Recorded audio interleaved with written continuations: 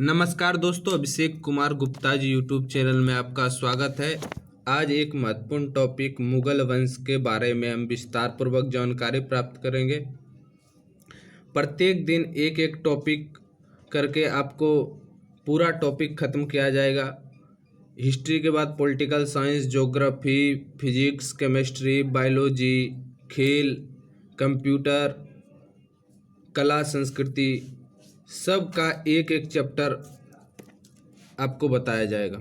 आज मुगल वंश में अकबर, बाबर, हुमायूं, जहांगीर, शाहजहां, औरंगजेब, बहादुर शाह जफर तक की जानकारी लेंगे। आइए, पहला क्वेश्चन है कि मुगल साम्राज्य के संस्थापक कौन थे।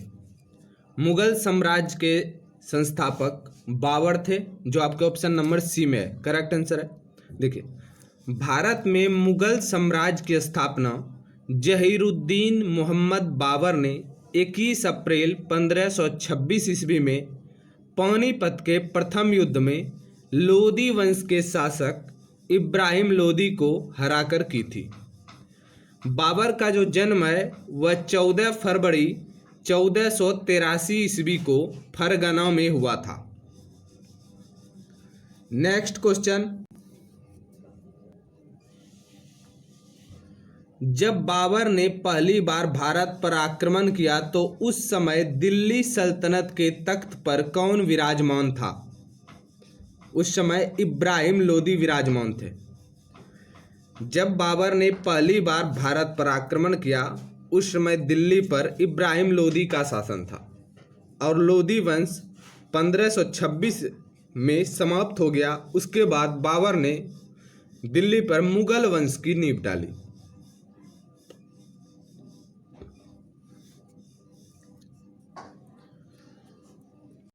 नेक्स्ट क्वेश्चन, बाबर ने प्रथम बार पश्चिम में कहां से होकर भारत में प्रवेश किया था। तो पंजाब से होकर बाबर ने प्रवेश किया था। बाबर ने प्रथम बार पश्चिम में पंजाब से होकर भारत में प्रवेश किया था। बाबर का भारत पर प्रथम आक्रमण 1518 से 1519 ईस्वी के बीच हुआ था, जो वर्तमान पाकिस्तान के पंजाब प्रांत में स्थित है। नेक्स्ट क्वेश्चन है कि मुगल शासकों का सही कालानुक्रमण क्या है। तो सबसे पहले बाबर, उसके बाद हुमायूं, उसके बाद अकबर, जहांगीर, शाहजहां। आपके option number B correct answer. 1526 ईस्वी में फरगना के शासक बाबर ने दिल्ली के शासक इब्राहिम लोदी को पानीपत के प्रथम युद्ध में पराजित कर दिया और 1530 ईस्वी में बाबर की मृत्यु के पश्चात उसका पुत्र हुमायूं शासक बना। 1556 में हुमायूं की मृत्यु के बाद उसका पुत्र अकबर शासक बना और 1605 ईस्वी में अकबर की मृत्यु के पश्चात जहांगीर शासक बना और जहांगीर 1627 ईस्वी में मृत्यु होने पर उसका पुत्र शाहजहां शासक बना था।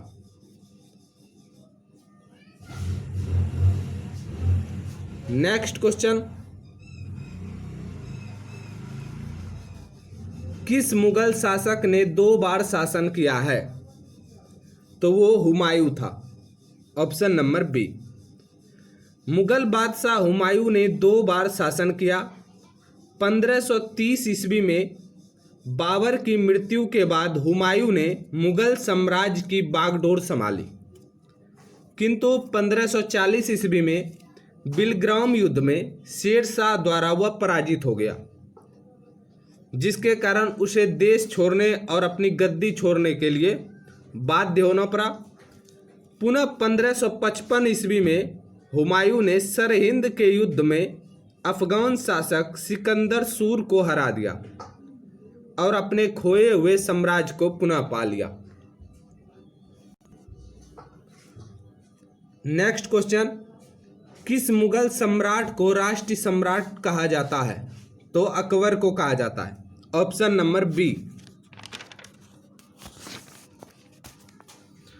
मुगल सम्राट अकबर को राष्ट्रीय सम्राट कहा जाता है। अकबर का सबसे पहला उद्देश्य संपूर्ण भारत को राजनीतिक सूत्र में बांधकर राष्ट्रीयता की भावना जगाना था। उनमें यह एहसास जगाना था कि वे एक राष्ट्र के वासी हैं। इसी कारण उसे एक राष्ट्र सम्राट घोषित किया गया था। बादशाह अकबर द्वारा 16वीं शताब्दी के उत्तरार्ध में प्रारंभ किए गए धार्मिक आंदोलन का नाम क्या था? उसका नाम दीन-ए-इलाही था। 1582 ईस्वी में दीन-ए-इलाही की स्थापना अकबर ने की थी, जिसके अंतर्गत अकबर ने सभी धर्मों के मूल सिद्धांतों को सम्मिलित कर इसे सर्वमान्य बनाने का प्रयास किया था।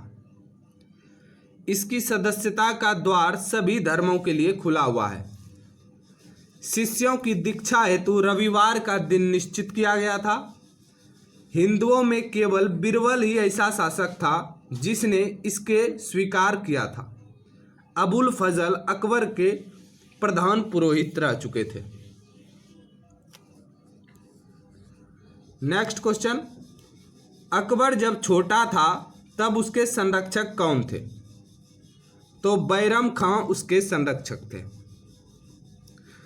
अकबर का संरक्षक बैरम खां कराकुइल तुर्क था। बैरम खां 1556 से 1560 ईस्वी तक अकबर का संरक्षक रहा था। बैरम खां जब मक्का जा रहे थे तो उस समय मुबारक खां नामक अफगान ने उनकी हत्या कर दी थी। बैरम खां की विधवा सलीमा बेगम से अकबर ने विवाह कर लिया तथा पुत्र अब्दुल रहीम को संरक्षण प्रदान किया था। नेक्स्ट क्वेश्चन, निम्नलिखित लड़ाइयों में से किसने भारत में एक मुगल शासक की तकदीर बदल दी? तो वह लड़ाई थी पानीपत का द्वितीय युद्ध। यह युद्ध 1556 में हुआ था, जिसमें मुगल साम्राज्य की वास्तविक रूप से पहचान हो सकी थी।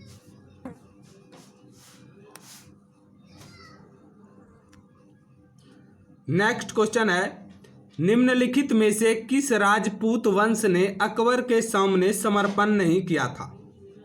तो वह है सिसोदिया वंश। मेवाड़ में सिसोदिया वंश का राज्य था। अकबर के समय वहां का शासक राणा सांगा का पुत्र उदय सिंह था, जिसने अकबर की अधीनता स्वीकार करने से इनकार कर दिया। उसके बाद उनके पुत्र महाराणा प्रताप ने मुगलों का कड़ाई से प्रतिरोध किया था।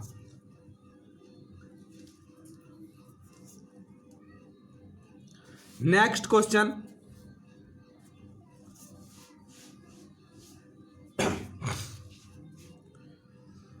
किसके शासनकाल में राजकीय धर्म इस्लाम समाप्त किया गया था? तो वह अकबर था। अकबर के समय अकबर महान के काल में उसकी धार्मिक सहिष्णुतावादी नीति का ही परिणाम था कि राजकीय धर्म को इस्लाम जो था उसे समाप्त किया गया।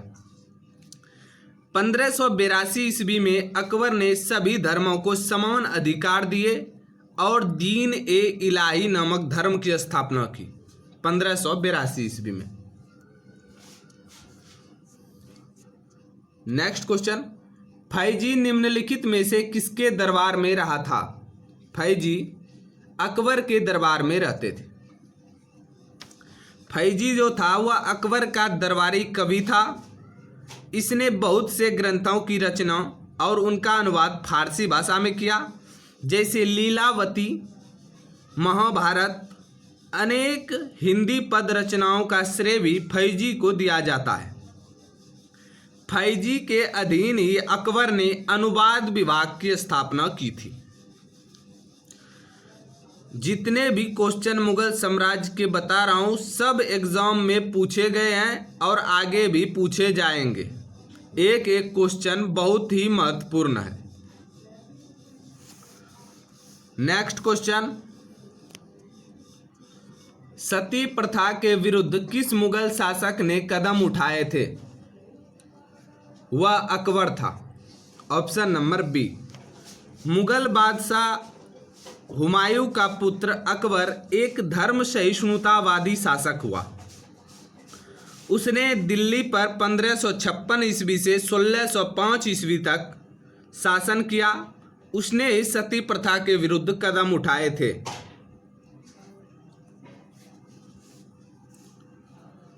नेक्स्ट क्वेश्चन है, राजा बीरबल की उपाधि किसे दी गई थी?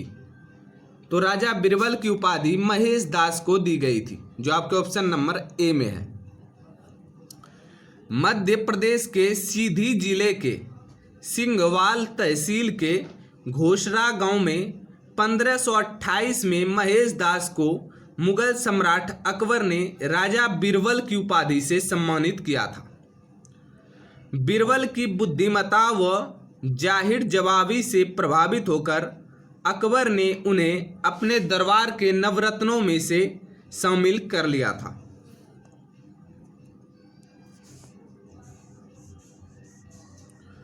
नेक्स्ट क्वेश्चन है, हल्दी घाटी का युद्ध कब लड़ा गया था?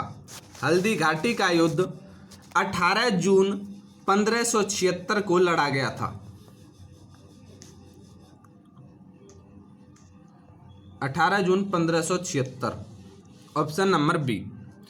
यह मान सिंह आसफ खां के नेतृत्व वाली मुगल सेना तथा महाराणा प्रताप के मध्य यह युद्ध लड़ा गया था। नेक्स्ट क्वेश्चन है, फतेहपुर सीकरी का बुलंद दरवाजा किसने बनवाया था? तो अकबर ने इसे बनवाया था। फतेहपुर सीकरी का बुलंद दरवाजा अकबर ने गुजरात विजय के उपलक्ष्य में 1572 ईस्वी में बनवाया था। 1572 ईस्वी में।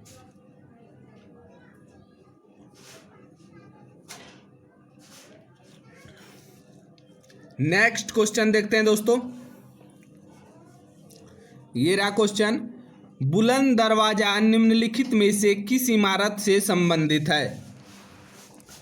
बुलंद दरवाजा फतेहपुर सीकरी इमारत से संबंधित है, जो आपके ऑप्शन नंबर सी में बिल्कुल सही आंसर दिया है, जिसे मुगल बादशाह अकबर द्वारा स्थापित किया गया था। और बुलंद दरवाजा फतेहपुर सीकरी में ही बनवाया गया है। नेक्स्ट क्वेश्चन, फतेहपुर सीकरी की स्थापना किस भारतीय शासक ने किया था? फतेहपुर सीकरी की स्थापना अकबर द्वारा की गई थी। अकबर ने फतेहपुर सीकरी में अपनी राजधानी की नींव डाली। सलीम का जन्म सीकरी में ही हुआ था, अतः इस स्थान को शुभ मानते हुए अकबर ने इसे अपनी राजधानी बनाने का निश्चय किया था। 1572 से 1585 ईस्वी तक यह पूरी तरह बनकर तैयार हो गया। इसके निर्माण का श्रेय, फतेहपुर सीकरी के निर्माण का श्रेय बहाउद्दीन को जाता है। बहाउद्दीन।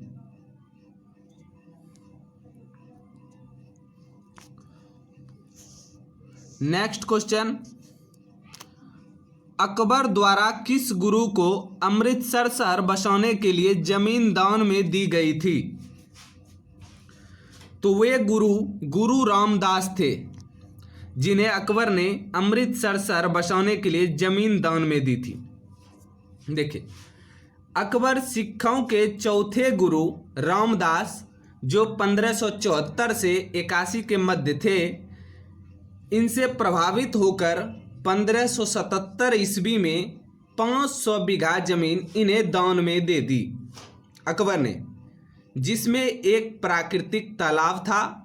यहीं पर अमृतसर नामक नगर की स्थापना हुई, जो पंजाब में है। नेक्स्ट क्वेश्चन, अकबर द्वारा दीवान का पूर्ण रूपेण दर्जा दिया जाने वाला प्रथम व्यक्ति कौन था? अकबर द्वारा दीवान का पूर्ण रूप से दर्जा दिया जाने वाला प्रथम व्यक्ति मुजफ्फर खां तुर्बती था। आपके ऑप्शन नंबर सी में। दीवान शब्द जो है वह फारसी भाषा का मूल शब्द है। इस पद की स्थापना अकबर ने अपने शासनकाल के 8वें वर्ष में वकील के एकाधिकार को समाप्त करने के लिए किया था। अकबर ने सर्वप्रथम मुजफ्फर खां तुर्बती को दीवान का दर्जा प्रदान किया था। राजा टोडरमल एवं मंसूर इनके अन्य प्रमुख दीवान थे।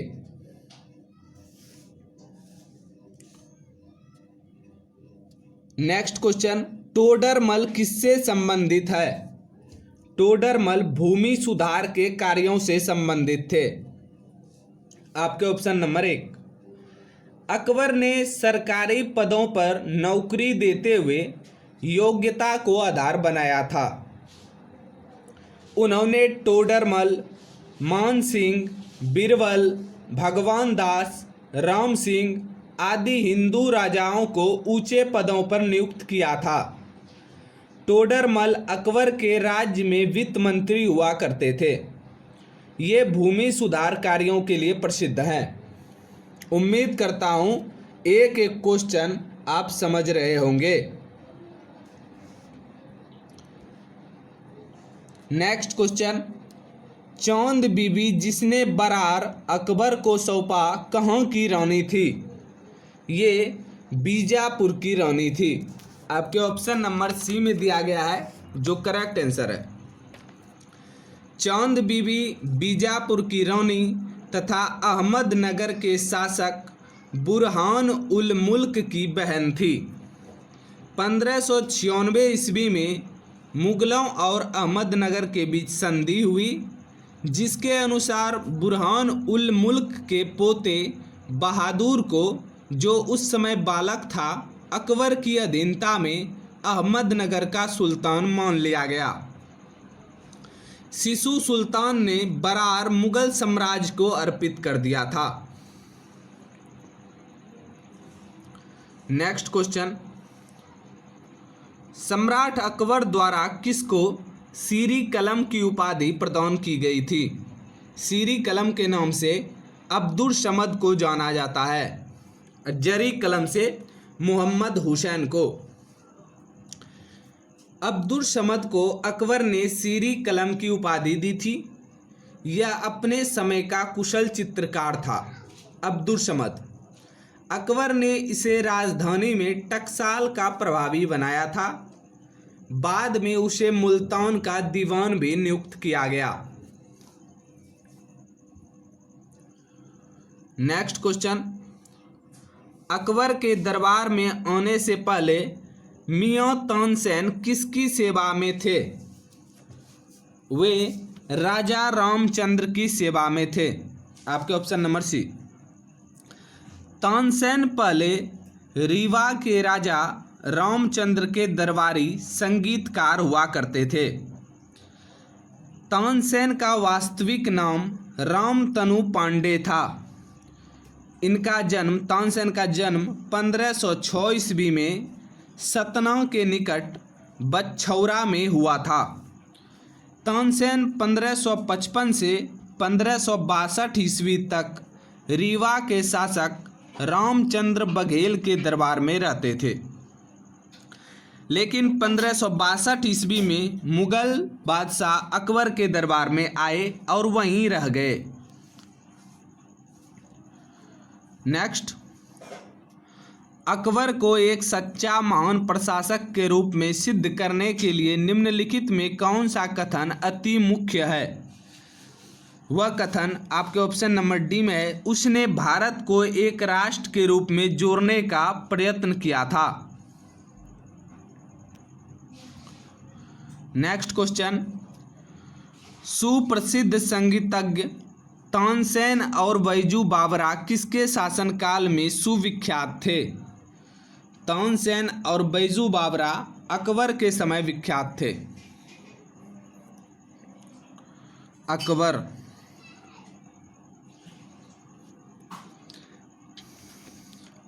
तानसेन अकबर के नवरत्नों में एक था। अकबर ने तानसेन को कंठाभरण वाणी विलास की उपाधि दी थी? कंठाभरण वाणी विलास। नेक्स्ट क्वेश्चन है, संसार में सर्वप्रथम बारूद का आविष्कार हुआ था? यह आपके चीन में हुआ था। नेक्स्ट क्वेश्चन, न्याय की चैन किसने स्थापित की थी? तो यह जहांगीर के समय स्थापित हुआ था। देखिए, जहांगीर न्याय करना राजा का व्यक्तिगत दायित्व मानता था। उसने आगरा के किले के शाह बुर्ज तथा यमुना के किनारे पत्थर के स्तंभ के मध्य एक 30 गज की सोने की जंजीर बनवाई थी, जिसमें लगभग बता रहा हूँ कि 60 घंटे लगे हुए थे। घंटे। न्याय का फरियादी यदि इस घंटी को बजाता तो उसका न्याय जहांगीर स्वयं करता था। नेक्स्ट क्वेश्चन, किस मुगल सम्राट ने सर्वप्रथम मराठों को उभरा वर्ग में सम्मिलित किया था? वह जहांगीर था। Option number C correct answer. Next question, उस मुगल महारानी का नाम लिखिए जिनका नाम सभी मुगल फरमानों तथा सिक्कों पर लिखा जाता था। उस मुगल महारानी का नाम नूरजहां है। देखिए, नूरजहां के प्रेम में जहांगीर इस कदर दीवाना था कि धीरे धीरे राज्य के कार्यों में नूरजहां हस्तक्षेप करने लगी थी। इसी कारण जहांगीर के नाम के साथ मलिका नूरजहां का भी नाम सिक्कों पर अंकित होने लगा था। शाही फरमानों पर सम्राट के नाम के साथ उनका नाम भी लिखा जाने लगा। भूमि अनुदान के पत्र पर उनकी नाम की छाप को अंकित करना अनिवार्य कर दिया गया।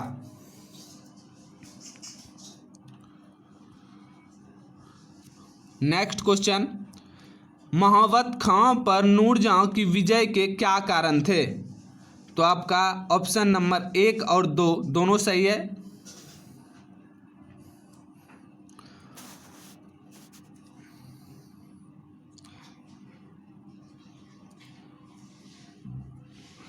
नेक्स्ट क्वेश्चन, उस्ताद मंसूर खां किसके शासनकाल के प्रसिद्ध चित्रकार हुआ करते थे? वे जहांगीर के समय प्रसिद्ध चित्रकार थे। देखिए, उस्ताद मंसूर खां जहांगीर के शासनकाल में सर्वोत्कृष्ट चित्रकार थे। ये पक्षी विशेषज्ञ चित्रकार थे। मंसूर बादशाह ने मंसूर खां को नादिर उल अस्त्र की उपाधि दी थी।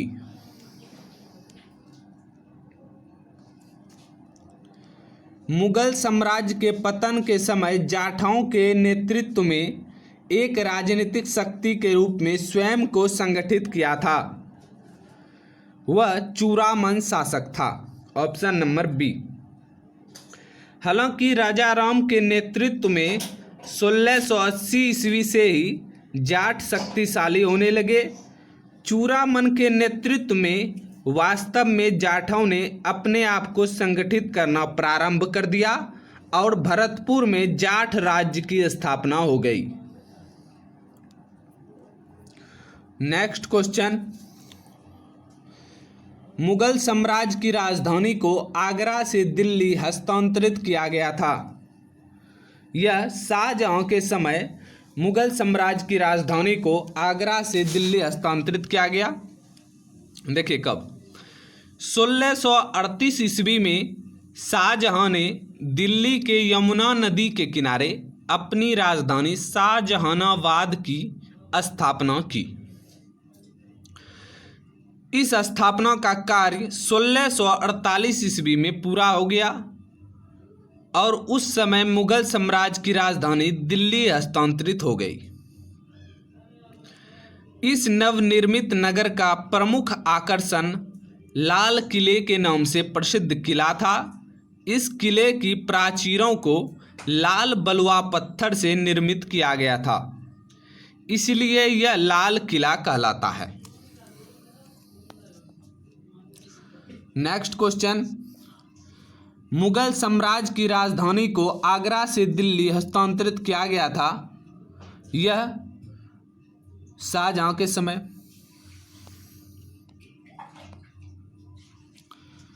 किस मुगल सम्राट के शासनकाल को स्वर्णिम युग के नाम से जाना जाता है? तो वह शाहजहां के समय मुगल शासन को स्वर्णिम युग के नाम से जाना जाता है। क्यों? तो जानते हैं। मुगल बादशाह शाहजहां जो था, उनके शासन की सुख समृद्धि तथा संस्कृति की बहुमुखी उन्नति के आधार पर उनके काल को मुगल काल का स्वर्ण युग कहा जाने लगा। नेक्स्ट क्वेश्चन, डैश में शाहजहां मुगल सिंहासन पर बैठा था? तो वह 1628 ईस्वी में शाहजहां मुगल सिंहासन पर बैठा। देखिए, फरवरी 1628 में शाहजहां अबुल मुजफ्फर शहाबुद्दीन साहिब किरण ए सानी की उपाधि पर गद्दी पर बैठा था। आगरा में शाहजहां का राज्याभिषेक हुआ। इसी ने राजधानी आगरा से दिल्ली हस्तांतरित की, शाहजहां ने। नेक्स्ट क्वेश्चन है, ताजमहल को किसने बनवाया था? ताजमहल को इसमें ऑप्शन नहीं दिया गया। ताजमहल का जो निर्माण है वह मुगल बादशाह शाहजहां की देखरेख में हुआ था और इसे उस्ताद ईसा खां ने बनाया था। प्रश्न में बनाने वाले का नाम नहीं बल्कि बनवाने वाले का नाम पूछा गया है, इसीलिए इसका सही आंसर शाहजहां होगा।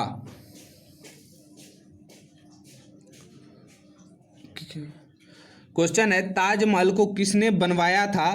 तो आंसर शाहजहां हो गया, और किसने बनाया था? तब उस्ताद ईसा खां होता आंसर। नेक्स्ट क्वेश्चन, ताजमहल के निर्माण में भारत और किस देश के विशेषज्ञों का सहयोग है? वह पर्शिया देश के विशेषज्ञों का सहयोग है।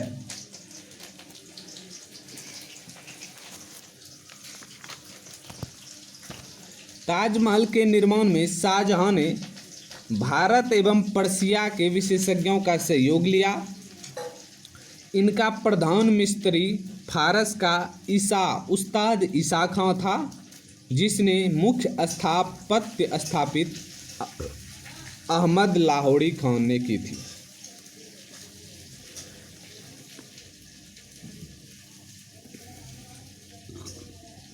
नेक्स्ट क्वेश्चन है, ताजमहल किसकी याद में बनवाया गया था? ताजमहल मुमताज महल की यादगार में बनवाया गया है। यह प्रेम की एक अनोखी निशानी है। देखिए, आगरा में यमुना नदी के तट पर स्थित एक मकबरा है जो ताजमहल के नाम से जाना जाता है। इनका निर्माण मुगल बादशाह शाहजहां द्वारा अपनी प्रिय बेगम मुमताज़ महल की यादगार में बनवाया गया था। मुमताज़ महल का पूरा नाम अर्जुमंद बानो बेगम था। मुमताज़ महल को शाहजहां ने मलिका ए ज़मानी की उपाधि दी थी। मलिका ए ज़मानी। नेक्स्ट क्वेश्चन, शाहजहां ने ताजमहल का निर्माण करवाया था। शाहजहां ने ताजमहल का निर्माण संगमरमर से करवाया था। आपके ऑप्शन नंबर डी में। शाहजहां जो था वह ताजमहल का निर्माण संगमरमर से करवाया था। ताजमहल विश्व के अति सुंदर भवनों में एक है। इनका निर्माण शाहजहां ने अपनी प्रिय बेगम मुमताज़ महल की याद में बनवाया था। ताजमहल के निर्माण में मकराना के संगमरमर का प्रयोग किया गया है। धन्यवाद दोस्तों। अगर वीडियो अच्छा लगे तो अपने दोस्तों में शेयर करें, लाइक दें, और कोई भी क्वेश्चन में प्रॉब्लम हो तो कमेंट द्वारा हमें बताने की कृपा करें। जय माता दी, वंदे मातरम।